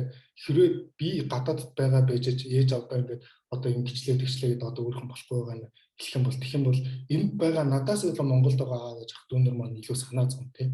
Тэр хүмүүсийн санааг зовоохгүй тул те. Одоо энд ингээд тохиолдсон жижиг шажигт юмнууд бол ингээд төгшөөнөө залгаад айлуулах өөрсдөө ингээд зохицуулаад ингээд л явж байгаа шүү дээ. Тэгэхээр ерөөсөө гадаад гарч ирсэн хүмүүс болгон муу биш бүгд зовлон үүрж явж байгаа хүмүүс. Хамгийн том зовлон бол эх орноо санагддаг тэр аимшигтай зовлонг тээж явж байгаа. Тэр бол хамгийн хэцүү зовлон те. Би югдөхөөс илүү хэцүү зовлон бол эх орноо санагддаг зовлон. Тэрийг л хүлээж байгаа. Эх орн гэдгийн үн цэнийг биеэрээ мэдрээ, сэтгэлээрээ мэдрээ буцаад эх оронд очиж байгаа хүмүүс шүү дээ. Одоо Монголд одоо бизнес хийж байгаа те янз янзын одоо ихлүүлсэн амжилттай хүмүүсийг харах юм бол зарим нь бол бүр зүгээр Солонгост одоо нөгөө нүүлэлт ажил хийдэг байсан хүмүүс ч юм уу те зүгээр л тийм хүмүүс Монголдо буцаж очиод аюу гой үйлдвэрлэл байгуулалт ингээл явж. Яагаад тэр хүмүүс тэгж байгаа юм те? Монголчуудыг олж харахгүй байгаа юм тэр харийн оронд очиод ингээд сураад мэдээд авцсан. Нэгдүгээр, хоёрдугаар бид нар Монголд байхдаа ажилдгүй байсан юм байна те. Одоо жинхэнээсээ яг ажиллана гэдэг чинь яг ингэж ажиллахыг хэлдэм байх те. Яг чин сэтгэлээсээ те эх орныхоо төлөө, өөрийнхөө төлөө, гэр бүлийнхээ төлөө хайртай бүхнийхөө төлөө яг чин сэтгэлээсээ ажиллах юм ингэж ажиллах хэрэгтэй мэн гэдэг тэр үн цэнүүд тэр болгоны ингээд өөрийн биеэр мэдрээд очисон учраас гадаадаас сурсан хүмүүс буцаж очиод юм ихтэй илүү амжилттай байна. Юу вэ гэж бодож байна? Энэ дээр би бас ингэж бодож байна. Одоо 30 жилийн өмнөөс маш олон хүмүүс гадагшаа гарсан гэж зарим нь буцсан тий. Зарим нь эндээсээ одоо хөгжлийг Монгол руугаа өгөөд байж байгаа шүү дээ. Тэгэхээр бид нар сүүлийн үед ингэж их ярьж байгаа шүү дээ. Монгол маш их хурдтай хөгжиж байна гэж ярьж байгаа. Энэ бас миний бодлоор одоо гадаад өөрөө байдаг болохоор би гадаад байдаг хүмүүсээ өмөрөхөд байгаа юм биш тий. Миний эргэн тойронд эх орондоо одоо зориулж хийдэг хүмүүс байдаг болохоор дандаа эх орноо боддог, эх орноо ярьдаг, эх орондоо чиглэсэн юм хийдэг тийм хүмүүс байдаг учраас би энийг хэлж байна л да. Энэ хүмүүсийн чинь одоо ач буйнаар энэ соёлыг оруулсан учраас одоо хамгийн одоо наацхын элементарны юмыг гэртээ бариад очдөг шүү дээ. Тэрнийхээ хэмжээг багасаа ахуулаад зөндөх хөгжлийг ингээд одоо уцаар хүртэлтэй за ингэдэг шүү, тэгдэг шүү, компани байгуулахад яадаг, компаниа тэгээрээ, ингээрээ маш олон юмыг одоо зааж сургаж ингээд Монголдо маш их хувь нэмэр оруулдаг учраас Монгол маань бас аюу одоо өчгөд гадаад байсан хүмүүс бол нэлээ их нөлөө үзүүлсэн гэж би бас бодод байна шүү дээ. Чи энэ дээр юу гэж боддог? Та бодоод бас хэрэг Монгол гадагшаа ямар нэгэн байдлаар хүн сургаагүй те яг дотроо байсан бол ий биш одоо зүгээр машин дэрэгч байхгүй одоо яг зүгээр л тийм л байна гэсэн чинь яагаад одоо ингэ хөгжөөд одоо те 21-р зууны Монгол одоо үсгээд ингэ яаж байгаа гэхэл гадагшаа яваад юм үзээд нүд талаад гадаад тийм юм Монголд яг тийм байхгүй. Ингээд гадны технологиудыг те гадны юмыг Монгол руу оруулж ирж штеп. Тэ хэрэг монголчууд тэрийг гадагшаа активуулахгүй гэх юм бол тэгвэл өдөд монголчууд тэр жигтэй лам болдог нь болоод одоо нэг малчтаар ингээд ерөөсөө л ингээд 21-р зуунд 20-р зууны 19-р зууны монголчууд хэвээрэл байх байсан шүү дээ. Энэ дээр яг хүмүүс ингэж бодож иж магадгүй те дэлхийн ертөнцийн тэртээ одоо захимжаад хөгжил аяндаа угаасаа Монголч гэсэн дагаад хөгжих байсан гэж хэлэх хүмүүс бас гарч ирэх байх. Мэдээж бас тэгж байгаа ялгаа байхгүй тийм ээ. Дэлхийн ертөнцийн тэр чигээрээ бас их уртстай их ингэж өөрчлөгдөж байгаа. Чиний хувьд монголч бай, германч бай, ер нь одооний энэ залуу хүмүүсийн хувьд маш ингэж нүдэн дээр чинь илт ингэж өөрчлөгдөж хөгжиж байгаа юу анзаарэгдэж байгаа вэ? Юу аюул хурдан өөр болоод энэ чиний хувьд? Яг эсрэг яваад байгаа надад санагддаг шүү дээ энэ дээр. Юу эсрэг гэхэлээ одоо энэ германчууд те одоо өндөр улс орн хөгжихийн хэрэг буцаад байгаль руугаа ордож байгаа тийм. Айдуулах био юм руугаа ингээд ортоод ингээд өндөр хөгжлийн одоо гар утасны одоо энэ юм манаас ч гэх юм уу энэс айлуулах татгалзах гал тийм. Ингэж яхад монголчууд эсрэгээр яг тийшээ нэ тийм. Одоо яг технологийн гоё сүүл гарсан шинэ юмнууд юу нэг хийш юм бэл амар тэмүүлэл юм бэл ингээд явж. Яг энэ бол зүгээр яг буруудах юм биш аа. Гэхдээ зүгээр яг явж байгаа өнцг нь бол хоёр тийш явж байгаа гэж хараад байна. Тэгээд дээрэс нь монголчууд өөрсдийнхөө амар өөрсдийнхөө хэрэгжилж байгаа үнцэнтэй юмны үнцнийг мэдэхгүй байгаа. Хичээлх юм бол одоо идэж байгаа мах шүлтэй одоо жимсний чангалаас гуулаад тэднэр нь хамгийн байгалийн био тим бүтээгдэхүүнүүд байж тэрийг олоод гаднаас германы гүнсдэг гэсэн бичгтээ баримыг илүү авч иддэг ч юм уу те. Гадных болохоор энэ монголчуудаас хамаагүй илүү байгаа гэсэн ойлголттойгоор аль болох гадны юмыг авах гэдэг те. Гэтэл гадаадын өндөр хүчтэй орнууд нь яаж нэгэлт эсрэгээрээ био юм руугаа ингээд төвмүүлээд те аль болох юм үйлдвэрлэлийн процесс багарсан юм руугаа ингээд. Тэгэхээр энэ дээр бол одоо хүн хөгжихийн хэрээр буцаад байгаль руугаа бас ингээд буцаад тэмүүлдэм болоо гэж ингэж миний хувьд тэгж ажиглаад миний хувьд бол те. Тэгэхээр би буруу бодож яж бас болно шүү дээ. Ер нь тэгж бодсон миний ажигласан анзаарсан юм бол. Шатрал чамайг Германы соёлын давуу талыг Монгол соёл ахын одоо давуу талыг нэрлэгүүл чи нэг зүйлийг нэрлэгүүл юу хэлэх вэ? Германчууд болохоор тийм маш инженеэр их гоё өгч байгаа. Инженеэр гэдэг нь юу гэсэн үг гэхээр гялт цал юмд биш те. Яг нэг хүндээ чиглэж өгч байгаа. Одоо нэг тав тухыг одоо хүн рүүгээ чиглэжсэн одоо тийм бүхэл юмнуудаа тийм байна шүү дээ. Одоо жишээл автобусны хаалт нэгдэг доошоо ингээл налж өгдөг те ингээл тэрэгэн зэртэн байлаач гэсэн ингээд тэгэхээр ерөөсөө хөгжил нь бол хүн рүүгээ чиглэсэн байдаг. Монголчууд болохоор одоо би одоо яг юу гэж хэлэх байсан мэдэхгүй байна. Ер нь бол монголчууд одоо яг тийм шинэ одоо хөгжлийн гэх юм уу одоо нэг шинэ одоо эрэнд одоо ингээд ороод ирсэн те яг энэ улсуудтай харьцуулахад бол ингээд арай өөр те. Эрийн цог гэх юм уу те. Нэг бол Европын юм шиг, нэг бол Азийн юм шиг, нэг бол нүүдэлчин юм шиг тийм нэг тийм. Яг нэг өөрийнхөө нэг тэр хөгжих нэг тэр арга барил одоо яг нэг зөв нэг голдролтой орж чадахгүй гэх юм уу те. Монголчуудад таарах тэр нэг хөгжлийнхөө олж чадахгүй байгаа юм болов гэж гаргадаг шнэ.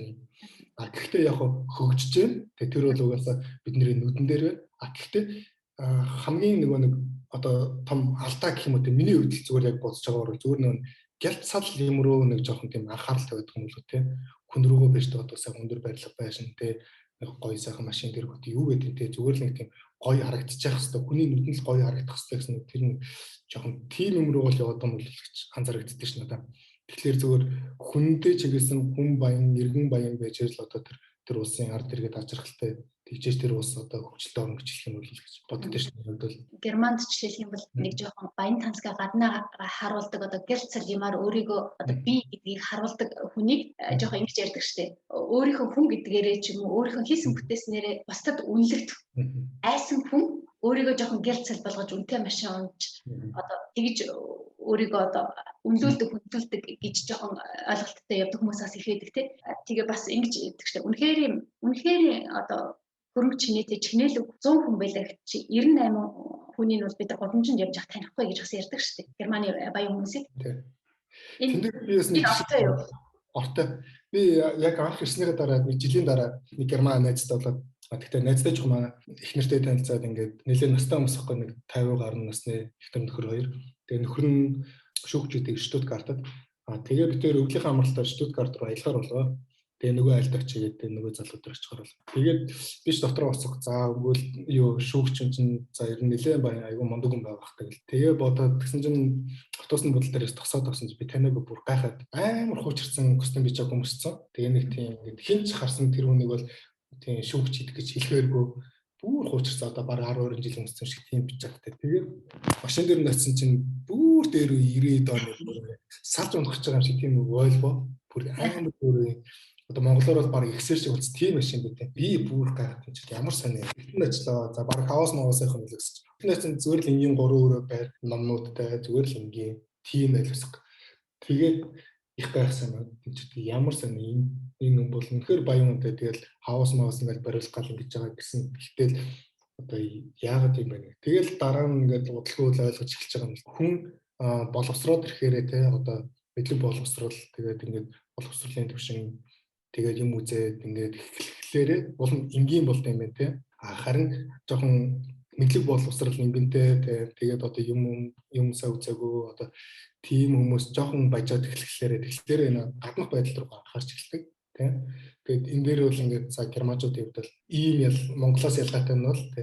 За шүүгч бол ийм байт юм байна. Төрийн албан хүмүүс ийм байт юм те. Хүн баян байж болох ч гэсэн мөнгө олдог байж болох ч гэсэн улам энгийн болж эхэлдэг юм байна те. Юус амжиргаа зөвхөн одоо байр хэрэгцэл зүгээр л тэр хүний хэрэгцээ орон сууц хэрэгцээ машин дэрх гээд хэрэгцээ хувцас хэрэгцээ тий. Гэтэл заавал тэрүүгээр тийм гангараадах шаардлага юу байгаа тий. Тэр дээр хүн буцаал хөхтэй тэрийг аваад орж чадахгүйгээс шүү дээ. Тэгэхээр тэр тэр бүхэн одоо гадна байдалтай анхаарах тэр мөнгө болохоор өөрсдийнхөө сэтгэлийн цэнгэлд одоо тий одоо өөрсдийнхөө ажил зугаалтаа зарцуулаад тий өөрийгөө одоо гэрүүл мэт анхаарад ингээд тэр бүхэндээ яг өөртөө зарцуулаад тэрнээс бусдад гоё ярих гэж зарцуулаагүй тийм. Тэгэхээр энэ бас аюу тийм зөв амьдралын хэв маяг юм болов уу гэж харсан юм тийм. Тийм яг бас хувь хүний хөгжилд эдгээр чинь бас нэг хүн насан туршдаа сурах хэрэгтэй ч юм уу сурна гэж явдаг штеп. Миний бас одоо эргэн тойрны хүмүүс дотор ч юм уу тийм герман танилуд найзууд энэ хүрээлэлд бас надад ингэж санагддаг. Герман хүмүүс насан туршдаа сурдаг. Настай эмээ өвөө хоёр хүртэлтэй тийм өөрийгөө хөгжүүлээд манайхан хүнийг аягүй хөгшрүүлдэг шүү дээ. За тэгвэртэй харсан юм чинь та яадгийн ч гэдэг юм уу? Эсвэл за хөгшрөө хүмүүс ч гэдэг юм уу? Сурахад нөгөө хизээч оройтгүй гэдгийг би яг нэг бодит жишээн дээрс хараад мэдэрсэн гэх юм уу те. Монголчууд болохоор одоо 50 хүрээл за ингээс авт тэтгэвртээс 60 хүрээл тэтгэвртээс уу гэх юм гэдэг те. Тэгсэн чинь энд манай эхнэрийн дууных нь багш байдیں۔ Дөрийн дуулаачихсан багш нь. Тэр хүн тэгсэн жишээ 54-т эмчээр төгсөж байна. 6 жил сураад. Тэгээд ингээ харахгүй Монголд хэрвээ тийм хүн байсан бол одоо 54 хүн эмчээр сурахгүй шүү дээ. Тэ 30 хүрсэнд бол ер нь цаашаа барагдахаас сурахгүй шүү дээ. Тэ өөрийгөө өгшөрсөнд одоо болцсон гэдэг. Энэс ч сурахгүй тэ. За 50 хүрсэн бол за юу боли хөө тэрнээр хитэн акценээр хараад ингээ байж игээд ингээ тэгж болж байгаа. Гэтэл энэ бол ерөөсөө өөрсдөө нөгөө өгөхгүй юм шиг бодож одоо сурч штэ тэ. 60 хүрсэн бол Монгол за одоо хэдэн жилийн дараа ингээ яваад гэнтэй тэ. Одоо сайхан байж игээд тэгсэн чинь 60-тай эмээ төгөлдрөөр сураад ингээ байж идэг. 80-тай эмээ төгөлдрөөрийн багш игээ байж идэг тэ. Ерөөсөө өөрсдөө яг мөнх амьдрах юм шиг нэг сурж одоо маргааш өгөх юм шиг хөдөлмөрлөх гэдэг лөө тэ. Нэг тийм үг байдаг тэ. Тэгэхээр яг тэрийг бас монголчууд маань бас бодоод тэ. Өөрсдөө хөгшөрчлээ гэж өөрсдөө болоод ингээ тэр юм сурах гэдэг одоо насаараа одоо хөгшмөчлөө одоо гэж бодож байгаа битгий тэгж бодоод эзэж тийм байхгүй. Энд дээр би бас сонсож байгаа Монголд сонсож байгаа магадгүй залуу сонсогчдоо болж өгөө зүгээр энд байдаг зүйлийг одоо Монголд бас нэвтрээсэ гэдэг үүднээс хэлэхэд өөрсдөөсөө нэлээд ахмад одоо 5 10 настай хүний ч гэсэндээ тэрхээ хөгшин бит одоо за та яадаг ч гэдэг юм уу те за хөгшөрчөөд ч гэдэг юм уу битгий тэгээрээ яг хүн өөрийгөө хөгшин гэж боддоггүй эзэж хүн өөрийгөө хөгшрөөд юм гэж боддоггүй харин ч хүн ингээд нэлээд нас ахаад одоо 50 60 руу хүрсэн бол хөрхи тэр хүмүүс ч одоо өөрсдийн хөгшин гэсээр сэтгэлзэн хувьд за биш одоо удахгүй гэсэн тийм байдалтай амьдруулна гэдэг чинь аягүй харамсалтай байхгүй. Тэгэхээр уран зориг өгөөрэй одоо тий урам зориг өгч хүн чинь залуу байна гэж бодох тусам хүн чинь илүү сэргийг юмнаас оцрохгүй байхын тулд юм сурахын тулд энэ гэсэн сайхан урам зоригийг бас өгж байгаараа энд бол ер нь тэгдэж шүү гэж тэгэхэд илүүдэхгүй юу? Илүүдэхгүй байна. Чиний зүгээс одоо Монголоос ирж байгаа залуу оюутнуудаа ялангуяа одоо холбооны тэргүүний хувьд ийм зүйлийг одоо анзаарч сурч ирээрээ ирсэн хойно энэ дээр анхаараарай гэж одоо сануулах одоо түрүүний мэдлэг мэдээллэгээс болоод тэр нэг хоёр хүн одоо тэр сайхан рестораны хоолыг идэхгүй 6 онцсон байна шүү дээ. Тэгэхээр ийм байдал бити хүрээрээ гэдэг үгнээс захиж сурах зүйл байгаа юу? Мэдээж зөндөл байна л да. Тэгэхээр зөвөр яг хамгийн нэгдүгээрт зөвлөх юм юу гэхээр ирэх гэж байгаа бол заавал нэг өөрөө мэдээлэлгүйгээс айх шаардлага байхгүй тийм. Одоо бүх юм одоо интернет өгчөөд ерөөсө хаанаас л хаанаас ямар ч төрлийн мэдээлэл авч болдог болсон тийм. Тэгэхээр ямар ч гэсэн эхлээд өөрсдөө бие дагаад тийм мэдээллүүдээ хайхаад сургууль солио хэлний курсээ ч юм уу тийм. Яг тэр юмнуудаа өөрөө бие дааж хайгаад ингээд оролдоод үзээрэй тийм. Заавал хүн гоох шаардлага байхгүй наашиг Германд ирэхэд бол одоо шалгуур нь хэрцэнгуй багасаад гайгүй болоод бас ер нь айгүй боломжтой болсон шүү дээ тийм. За тэгээд үнэхээр ингээд хүний тусламж хэрэгтэй бол нэрлэгээ санаа зовхон байхгүй баар тийм. Ялангуяа Германд байгаа энд байгаа залуучууд бол Монголд байгаа хүмүүсүүд бол хэрцэнгуй илүү Монголд байгаа хүмүүстэй туслах сонирхолтой байдаг шүү дээ тийм. Яг тэгэхээр өөртөө нөө тэр хэцүү замаар тэр замыг нь мэддэг болсон тийм. Ямар бэрхшээл гардаг гэх тэр нэг бэрхшээлүүдийг мэддэг учраас тэр хүмүүст аль болох тийм туслая гэсэн тийм сэтгэлтэй болсон байдаг тийм. Тэгэхээр ер нь бол асуухаасаа юусаа нэрлэж болохгүй тийм мэдэхгүй байгаа бол тийм. Тэгээд ерөөс нь эхлээ заавал хүний тусламж авах гэдэг хүний гар хараад ингээд тэгээд их шаардлага байхгүй зүгээр өөрөөсөө бие дагаад ингээд хийгээд өчгөд бол тийм айхтар хэцүү биш тийм. Анх бол би ч бас Германаас Монголоос нааш ирчээл энд бол сургууль соёл бүртгүүлэх чинь амар хэцүү гэж боддог. Тэхний дараа нь өөрөө бие дагаад ингээд сургууль бүртгүүлж 30 минутын л ажил ингээл тийм. Тэгэхээр чин тэр бол яг нэг ингээд мэдээлэлгүйгээсээ болоод ингээд юмнаас хоцроод байдаг.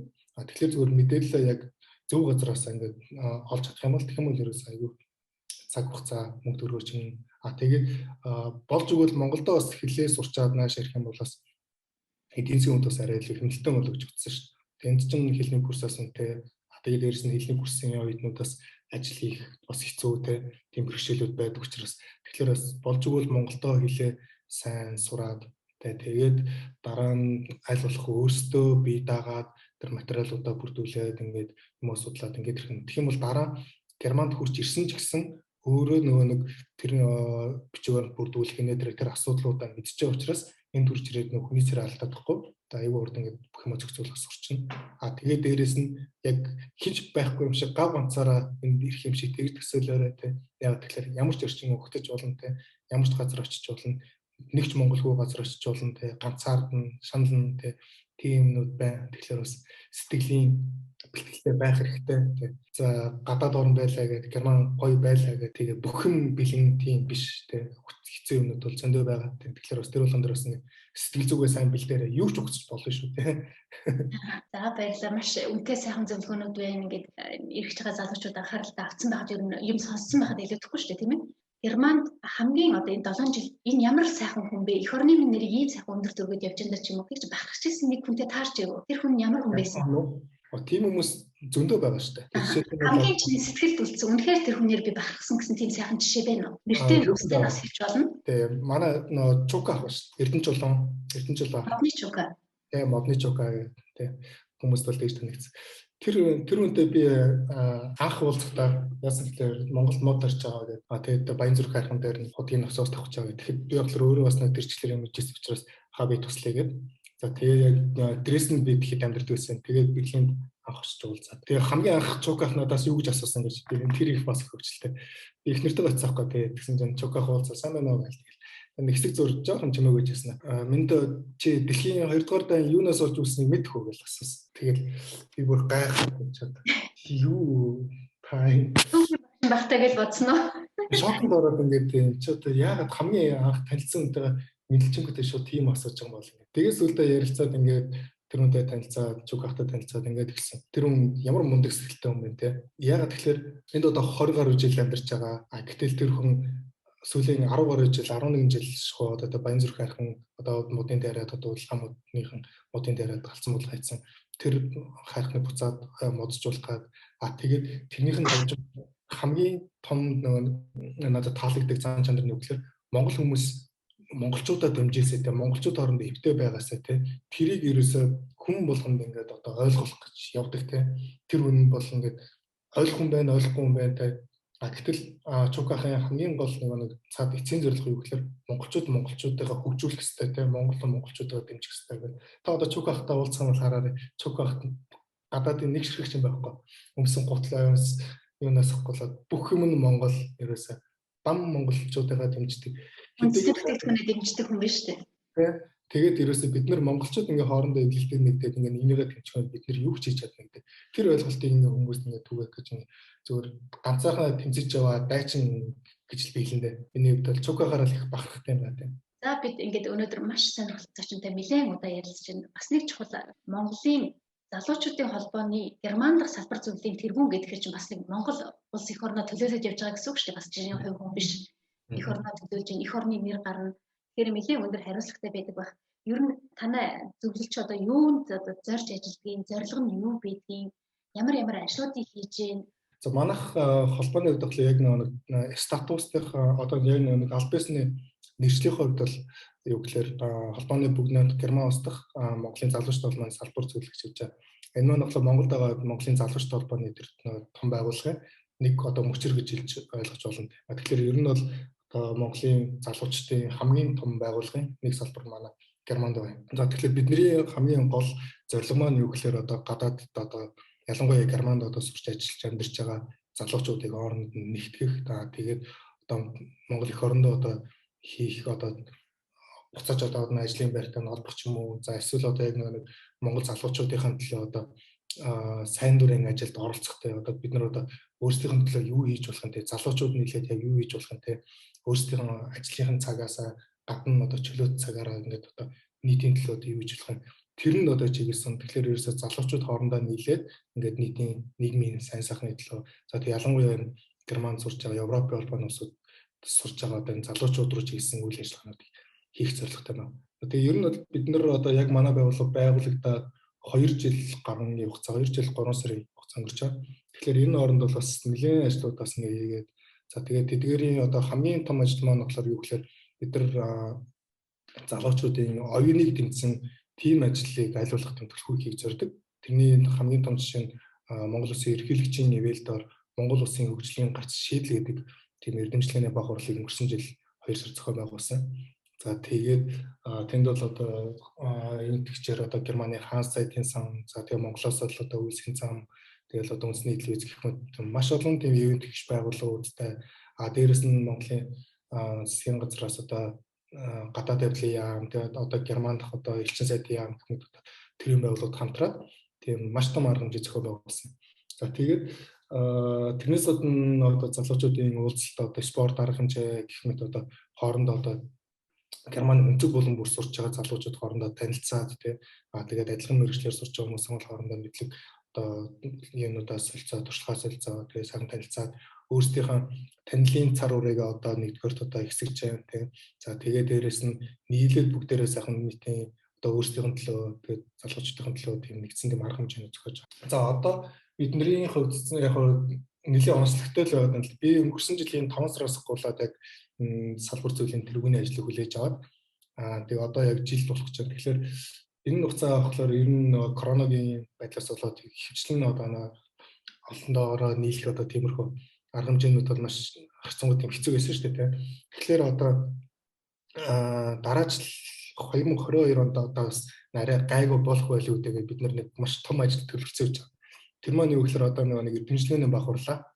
Одоо дахиад ерөнхийлөгчийн ивэлдээр за тэгээд эрдэмтлийн баг хурлаа зохио Монгол Улсын хөгжлийн гарц шийдлгээд за тэрнийхээ өдөртөмж маань одоо ер нь баг бэлэн болоод одоо гарахад нэлээд тун удахгүй гарна. Тийм болсон байна. За тэгэхээр яг энэ талаар би бас яг нэг товчхон бас яг хурлын талаар өдөртөмж гарахаас өмнө бас нэг жоохон товч одоо мэдээлэл өгчэй гэж бодож байна. Тэгэхээр дараачлын маань хурлал ерөнхийдөө 2 сард болно. За тэгээд ивент плэгч нар маань бол ерөнхийдөө бэлэн болсон. Эхний байр 3 сая төгрөг, 2 дугаараар Мятын ирж уцах билет, 3 дугаараар 1 сая 500 сая төгрөг гэсэн ийм шагналууд. За тэгээд ямарсан 2 дугаарчтанд 8 оролцогч оруулахаар ингээд төлөвлөсөн гэж байж. Гэхдээ сэдвийн хувьд болохоор бид арай онцлогтой тийм сэдвийн хүрээнд дараагийн хурлыг зохиоё гэж бодож байна. ерөнхий зорилго маань юу гэхээр Монгол өвс соёл уламжлалыг одоо тэр чиглэлийг одоо хадгалсан тийм одоо Монгол өвс соёлыг хамгаалах, хадгалах, үр хойчтой өвлүүлж үлдээх тэгээд сурталчлан таниулах гэсэн одоо ерөнхий ийм зорилгын хүрээнд одоо дараагийн эрдэмчлээнийхээ баг хурлыг зохиогоор төлөвлөж байгаа. Тэгэхээр энэ маань юу гэсэн үг вэ гэхээр зөвхөн одоо яг эндээс харилцан суунал хүмүүс одоо зөвхөн Монголын археологи одоо түүх мөхөд тийм хүмүүс л орох юм гэх юм бол энэ бол буруу ойлголт. Юу гэхээр аливаа улс орн одоо хөгжихийн тулд бол ингээд тухайн одоо нийгэмтэйгээ зохицоод ингээд тэр тухайн орны соёл одоо тэр байшин барилга бүх юм ингээд дагаж ингээд хөгжиж явдаг. Тэгвэл Монголын бас одоо яг энэ ахуй соёлтой эдгээр зүйлс нь бас ингээд дараагийн түвшинд гарахын тулд бас ингээд юм нийгэм цаг үе дагаад ингээд өөрчлөлтөд ингээд шинжлэхтэй ингээд тэгээд ингээд явах ёстой. Тэгэхээр Монгол үндэснийхээ өв уламжлалаа хадгалсан тэгээд технологийн тийм шин санаанууд тийм одоо ер нь бол ямар ч чиглэлийн хүмүүс байж болох байхгүй. Жишээлх юм бол юмч байлаа гэхэд одоо юу гэдэг одоо Монголын одоо уламжлалт ангаах ухаанд бол ийм аргаар одоо өөрийг хэмжилдэг байсан бол тэгвэл орчин үед одоо ингэж байна. За тэгвэл энэ хоёрыг хостуулах юм бол ийм байж болох юм байна гэдэг. Ингээд одоо ардын имчилгээ. За тэгвэл одоо архитектор барилга байшингийнх нь бол одоо Монгол гэр бол одоо тэгвэл Монгол гэр уламжлалт Монгол гэр тэгвэл орчин үеийн загвараар тэгвэл яаж одоо ашигтай загвартай байлгаж болох юм те. Заавал Улаанбаатар дутаагаар ингээд байгаад их шаардлагатай юм уу? Тэгвэл энийг тэгвэл утаагүй ингийн байдлаар яаж болох юм? Эсвэл загвар хийцээ үед ингээд яаж гоё болгоод хүмүүсийн сонирхол татгаар ингэж байж болох юм ч гэдэг юм уу те. Тэгэхээр ер нь бол ингээд аль салбарын ямар ч хүн өөрийнхөө сурж байгаа ажиллаж байгаа энэ чиглэлтэйгээ холбоотойгоор гэхдээ үндснийхээ нөгөө нэг яг уламжлалт төр өв соёлыг хатгасан тэр одоо нөгөө нэг зорилгоос хазаахгүйгээр ингээд тим сэдвүүд бол нээлттэй. Тийм байдлаар оруулахыг одоо зорилгоо. Тэгээд гол нь зорилго нь юу гэхээр одоо эрдэмчлэгийн хурлын маань нэр нь Монгол улсын хөгжлийн гарц шийдэл гэдэг чинь шүү дээ. Одоо бидний хувьд бол одоо ерөнхийдөө яг тэрний хэлэхээр тоон дотор байгаа. Тэгвэл эндээс гарах гарцсан юм тийм. Тэгээд ямар шийдлэр яаж гарах юм тийм. Гэхдээ гарахтаа тэгвэл монголчууд тэгвэл ерөөсөө шууд Монгол одоо үндэснийхээ юмнуудаар шууд хаяад шал одоо барууны технологиг аваад ингээд эндээс гарах юм уу нэг хааны бичээс ч юм уу хинж мэддэггүй те тийм зүйлсийг одоо судалгааны материалуудыг бас ингээд оруулах те тэр маань ямар ач холбогдолтой гэхээр Монголд байгаа хүмүүс энд байгаа зарим нэг бас мэдгүй байж болно шүү дээ. Гэтэл дээрэс нь бас яг монголч эрдэмтэд эднэр маань бас маш их юм хийгээл гэдэг ингээд гэтэл нөгөөдөлийг нь болохоор хүлээж авч байгаа сонсож байгаа зэрэг хэрэг байгаа юм тий. Тэгэхээр бас тэр хүмүүсийн бас нөө хийж байгаа ажлыг бас ингээд цааш нь танилцуулах. Тэгээд хамгийн гол нь бол бидний хувьд л ерөөсөө үндснийхээ өв уламжлалаа хатгалаад тэгээд бас дараагийн тийм шин одоо төвшний юмыг одоо тийм шин санаачлалууд тийм юмыг л харах гэдэг. За сайн байна шүү дээ. Ингээд манай Монголын залуучуудын холбооноос маш их юм хийдэг. Тэрний нэг жишээ байж нэг юм үг гэдэг шүү дээ. Чиний өнгөрсөн амьдрал чиний ирээдүйн амьдрал биш ээ гэдэг үг байдаг тийм ээ. Чиний хувьд одоо маргааш баяртай, жаргалтай амьдрахын тулд өнөөдрийн залуучууд өнөөдөр юу хийгээсэй гэж чи боддог вэ? Маргаашийн Монгол гэсэн үг тийм.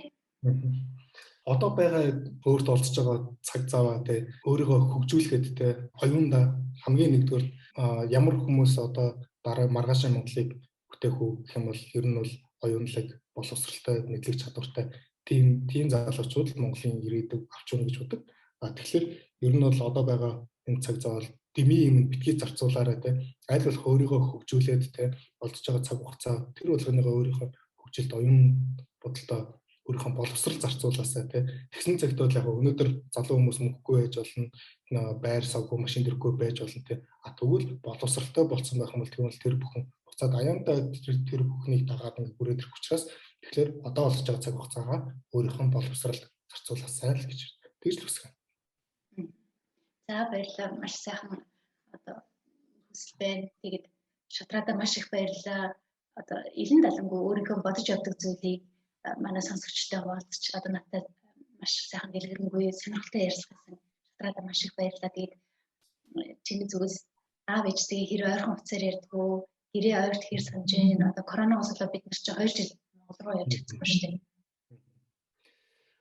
За ямар ч байсан одоо тэгээ сүүлийн 2 жил одоо энэ 20-ны хүнд одоо бараг тасчих шиг шүү дээ. Уул нь өнгөрсөн жил явах байсан гээд явж чадаагүй тэгээд одоо саналаа гэдээ явах хэрэгтэй тийм ээ. Тэр дэргөө нөхцөл болцоонд байхгүй тарахгүй учраас тэгээд интернетээр холбогдол ингээл ярьж байна. Тэгээд манай аав ээж нь одоо малчин хүмүүс одоо тэгэхээр чинь одоо яалч гэдэг мал угаасан тэнгэр хангаа муудахлаар чинь энэ санаа зовлоо аюу хэцүү ш. Одоо Монголд ингээл интернетээр ч юм уу ямар нэг мэдээ гаргалаар чинь цасан шургууллаа, шорон шургууллаа гэл тэгэхээр чинь энд байгаа биднэрт надад бол үнэхээр хэцүү байдаг. Яг тэгэхээр ч одоо яана манай аав ээж хатунаар тэнд явж байсан юм шиг одоо гэл аюу санаа зовдөг те. А өөрөө ухлаа тэнд байхдаа бол тийм юм бол нэг анзаардгүй те. Тэгэхээр одоо бол яг хамгийн хэцүү үйлрэл яг одоо ирсэн. Тэгэхээр ингээд аль болох яриад те нэг жоохон сэтгэлийн дөмөд ингээд нэг жоохон ядарсан багтнаас нь хоолойгоо бид нар өссөн сайн байш шүү гэдэг ингээд хэлэхэрч бас нэг аавч бас нэг урам ороод бас нэг сайхан болдог. Тэгээ тийг санагддаг шүү дээ. Тэгэхээр аль болох аавчтай ойр орхон ярих хичээд байна те. Аюу тийм гэр амтай доороо 3 дүүтэй тэгээ олуулаа учраас тэгэл бужинсаараа сурцсан учраас тэгээ одоо нэг хөлөөрөнд ороод ингээд нийгмийн ярилцаа ингээд жоохон тусгаарлагдаад ингээд зөвгөл болоод ирэхлээр ингээд яаж ч бас ингээд сүүлийн үед бол аав ээжээ бас жоохон самхаад өгчээд байна. Яг үнийг хэлэхэд бол тийм. Чамд одоо Монгол цаансаар болоод эсвэл наадам болоод яг тэр үед гэрийнхэнтэйгээ ярьсан чи гэрийнхэн чи бужигнаал чамтай ярих завтай хүн байхгүй. За сайн за дараа яриад тач гэдэг юм уу. Тэр үед гинт гэрээ санах тийм тохиол байдгүй. Одоо Монгол хүмүүс баярлал байлгүй байхгүй чи цагаансараар бөөнөр ингээл байж чинь залгаадах тахгүй байхгүй. Тэгэл 100 ялангуяа би болсон наадмаар бол ерөөсөө байн ярьдаг. Яг тэгэхээр би чинь 4 настайгаас хохлоо хурднаар унсан. 8 дугаар ингээд төгслөө унсан. Баггүй. Тэгэхээр ч ерөөсөө морин дэх хайртай. Тэгэл наадам бодлооч л манад нэрхтэд угаас нь одоо морь үйдэг уяач мундаг. Манай аа бос морь үйдэг аяга мундаг уяач нар. Тэгэл ерөөсөө наадмын сайн сайхан сонсгол байн залхан за яасан тэр игүүрээ яасан гэсэн нь миний бороороо яасан гэх юм билэрс байнгын наадмын сайн сайхан сонсгол тэгэл хийж их сандаг юм хэм бол бас аавчаас би мал угаас аяг их сандаг. Тэгээ одоо жишээлбэл бол одоо моринуудаа бичлэг ч юм уу одоо уралдааны морь зэрэг авчлаа тэгэл ер нь тэгэл уйлчих гал ингээд нэг аяг тийм сэтгэл их хөдлөгдөх юм уу те. Наадмын үеэр тэгэл миний бас нэг бор үрээ бэдэн те яг нэг зөвсөлж өгсөн те. Цусалж өгсөн жоо тэр тэгтээ их айгуу сонин түүхтэй.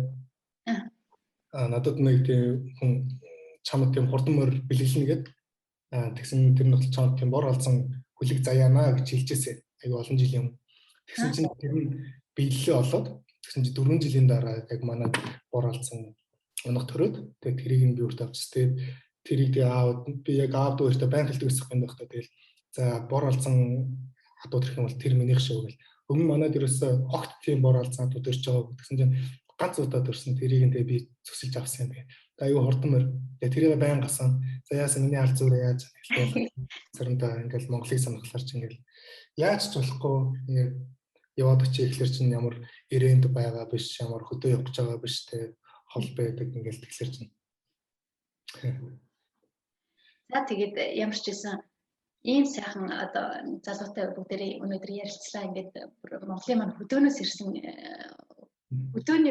хөдөөнөөс ирсэн ийм сайхан залуу одоо ийм мундаг сураад боловсроод Монголын залуучуудыг нэгтгээд нэгдүүлээд багаараа одоо Монгол оронд байгаа зөвлөсөн олон сайхан зүйлийг хийж байгаа юм байна. Би бол өнөөдөр маш их баяртай манай Монголын чи бол одоо миний дараагийн залуу үе байж байгаа.